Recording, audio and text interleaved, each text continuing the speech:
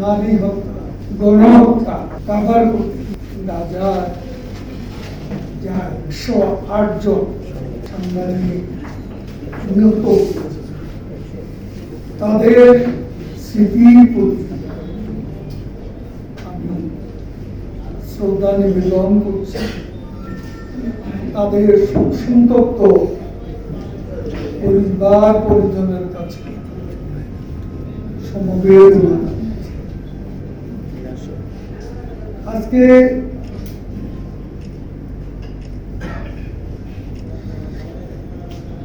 আমি সবসময় একটা কথা বলি,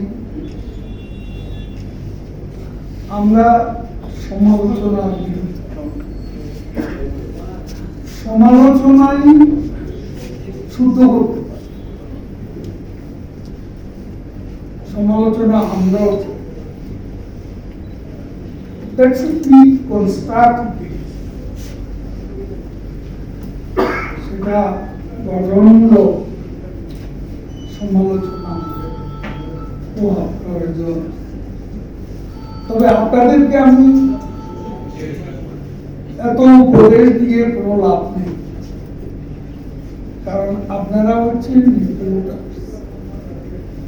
কোন সংবাদপত্র বা মিডিয়া পলিসি ডিসিশন নেওয়ার ক্ষমতা আপনাদের,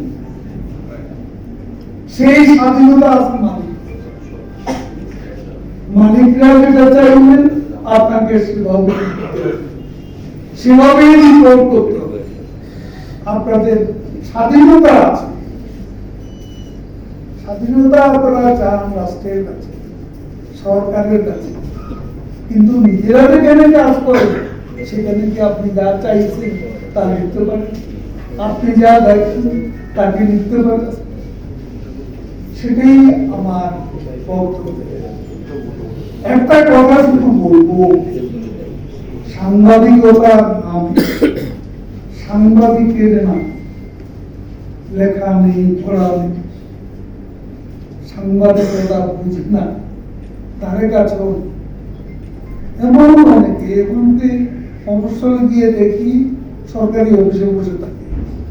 সারা ঢাকায়ও এর অবস্থা আছে, কিছু অফিস আমারও আছে, সেখানেও এই উপদ্রবটা আছে। কোন সাংবাদিক যাতে এখানে ফাইন্যান্সিয়ালি হ্যারাস না, সে ব্যাপারে আমরা সতর্ক আছি এবং আমি এখনো বলছি যে আমরা এ ব্যাপারে সতর্ক থাকবো। কোনো নিরীহ সাংবাদিক যাতে হ্যারাসমেন্টের শিকার, সে ব্যাপারে আমাদের সরকার আমরা এ ব্যাপারে সতর্ক।